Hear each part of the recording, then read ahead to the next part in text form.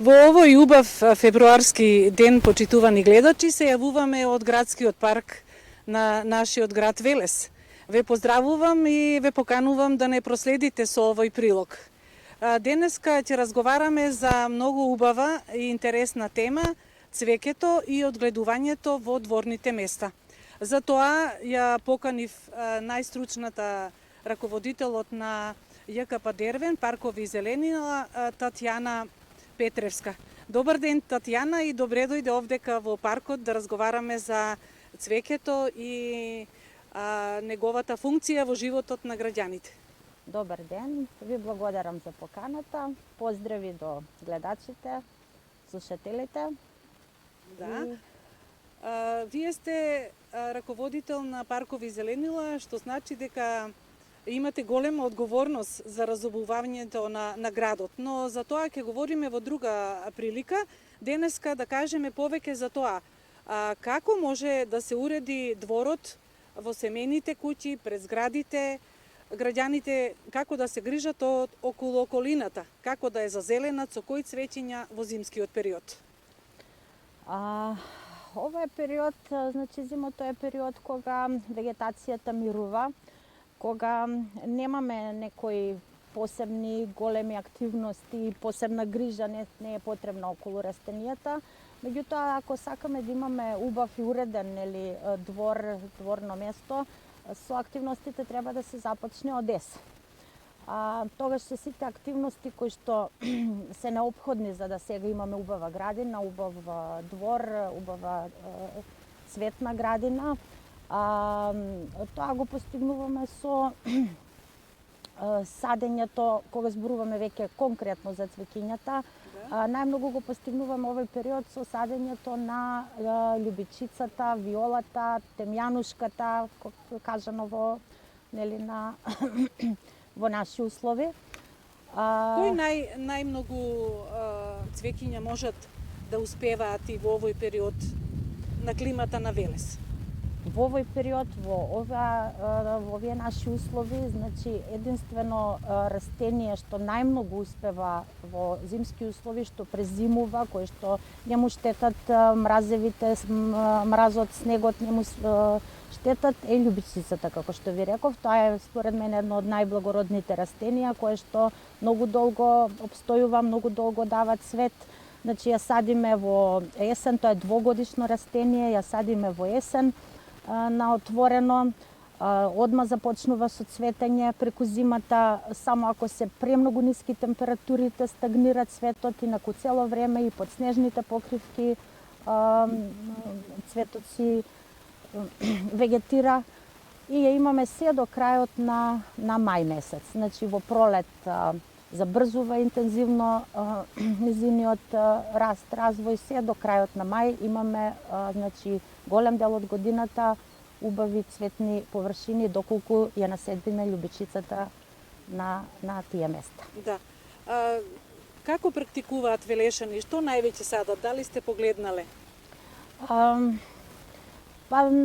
Како што реков, во овој период немаат ни многу избор, затоа што се друго мирува во периодот на овие ниски температури, така да имаме места каде што исто така брасиката, украсната зелка и украсниот келј се исто растенија кои што овој период, ако сакаме да добиеме на спектакуларни бои во градината, ги користиме, ги користат граѓаните, кои што можете ги одгледаат и сами од семе, меѓутоа најчесто ги купуваат по расадниците кои што се занимаваат со тоа, кои што ги произведуваат. И тоа е исто едно многу благородно растение кое што дава многу убав колорит на градината, го има во повише бои, во розева, бордо, виолетова, крем боја, има интензивен голем цвет, под 20-30 сантима големина, ако сакаме исто така поголем ефект да постигнуваме и со него. Значи тие се да речам две растенија кои што на овие простори, во наши услови, во нашиот град, што можат да обстојуваат и да даат ефект на цветна градина во овој период. И покрај тоа што рековте дека не вегетираат, треба ли да се подхрануваат на некој начин? Значи, како што реков, ова е период на мирување на вегетацијата и во овој период, исто како што реков, грижата е на минимум сведена, значи, затоа што вегетацијата е прекината, значи и наводнувањето е намалено, односно скоро прекинато, доколку само подолг период нема врнежи и во одреден период од денот кога вака е сончево, кога има малку повисоки температури, може понекогаш да се наводени, да се полие, меѓутоа инаку не се наводнува и не се прихранува овој период. Има повеќе видови на цвеќиња кои што виреат надвор. Значи имаме цвеќиња и кои што одат по терасите или на куќите. Кои видови се тие цвеќиња и како може да се набават да се одгледуваат? Тоа мислам дека во минатото повеќе го имаше. Старите куќи беа сите така со пузавци. Да, добро, тоа се веќе ползавци. Зелени. Да, зелени, не се цветни. Ја мислам, повише се фокусиравме на цветната градина, нели? Има се уште, да, макар сега е некој тренд каде што влегуваат нови сорти, хибридни, нови видови. Луѓето повише се ориентираат, купуваат цвеќиња, па тие ги засадуваат. Пазарот оди на тоа да се оди со растенија кои што се реков отпорни, кои што ни даваат подолг временски период, ефект, цвет. Така да ќе се задржам за овој временски период во овие температури ниски, дека тоа се видовите претежно што се одгледуваат, што ги кажав пред малку. Значи граѓаните да не се грижат многу, што ќе преживее, што не, наново ќе се посадува во март месец. Но еве гледаме дека сонцето и во февруар ни е јако, значи ќе ги разбуди цвеќињата како што се кукичињата, качунките, а тие исто така ги имаме во домовите. Да. Сега веќе е периодот кога почнуваат да се будат, како што рековте, кукичињата, крокусот, примулата или јагликата по наше, ериката, тоа е исто така едно цвеќе што да речам не е типично, не е автохтоно за наши услови, меѓутоа добро домаќиното кај нас што дава убави цветни стебла, што се користи повремено. Значи има растенија кои што сами си се без некоја посебна грижа, без некои посебни услови на самото сонце, на самата топлина реагираат и се појавуваат и ни го разубавуваат, нели, дворот и околината. Може би во догледно време и вие како јавно предпријатие и некои можеби граѓани ќе направат иницијатива за да се избира најубав двор. Може би така ќе ги потикнеме граѓаните да садат поубави цвеќиња и да се грижат за нив. Дали е таа добра идеја? Па зошто да не?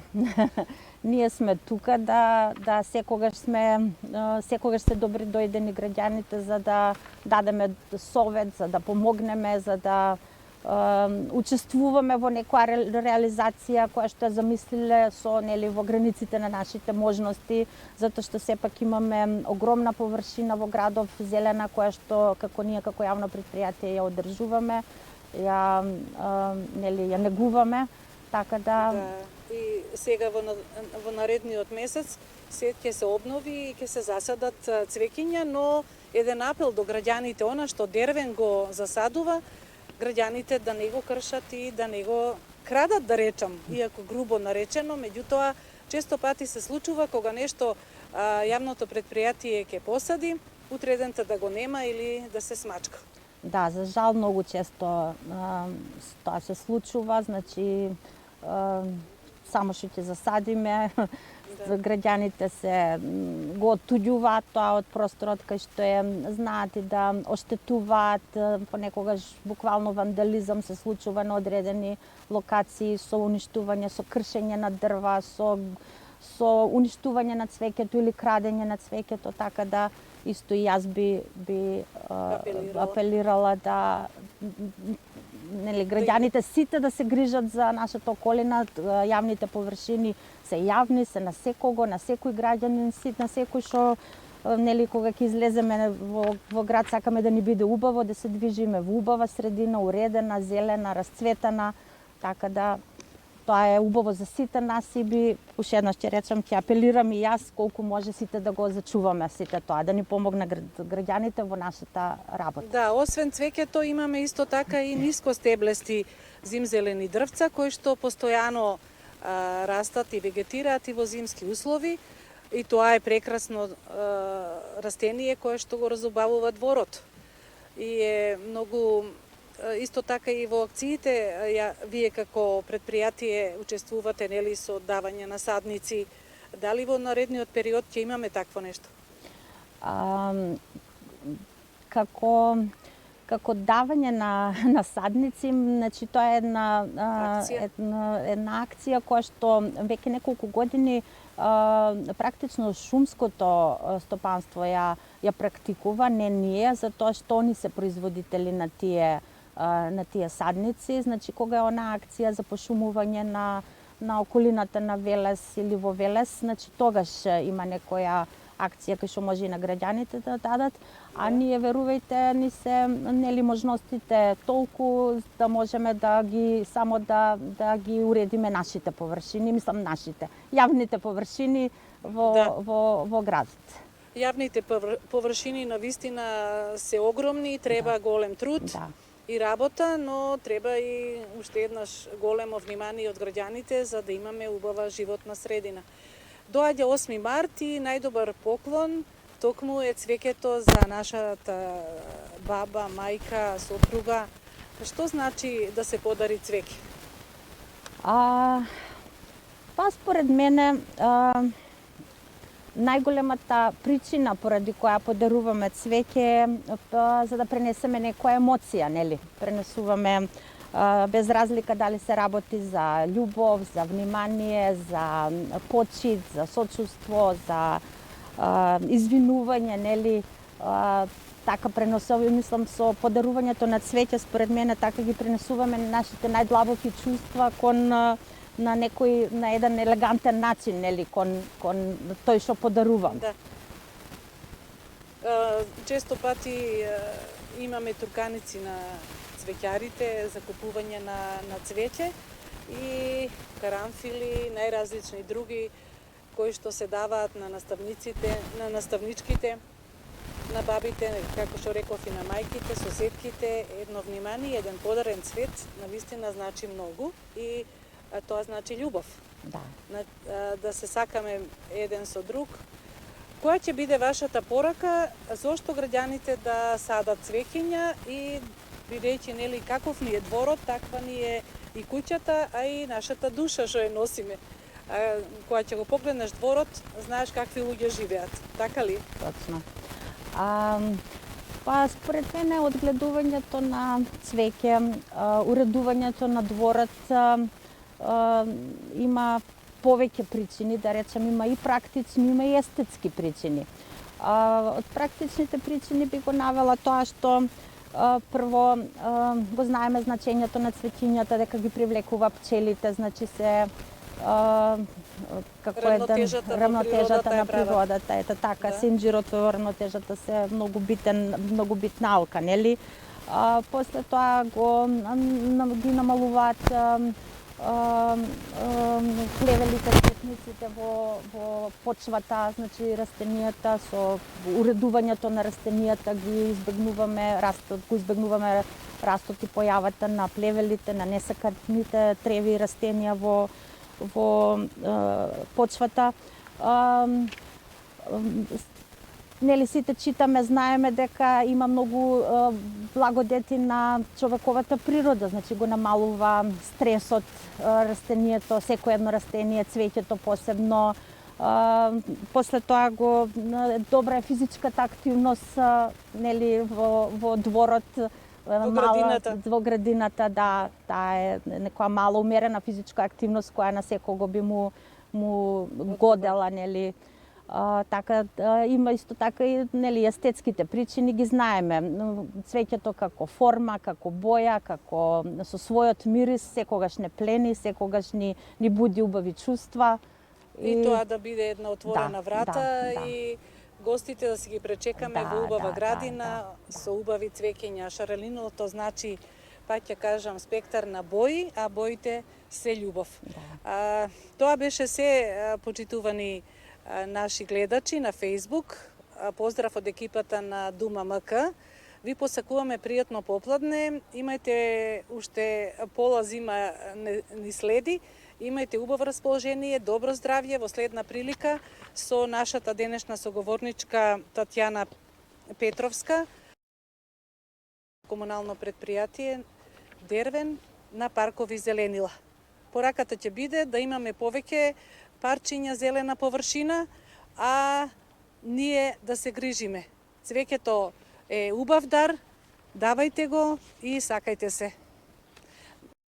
Ти благодарам за учеството. Во наредна прилика ќе говориме за домашното цвеќе. Што значи да се има домашно цвеќе, каква енергија тоа емитува и дали треба каде што спиеме да имаме цвеќиња. Тоа нека биде наредна тема. Ти благодарам, што одвои време.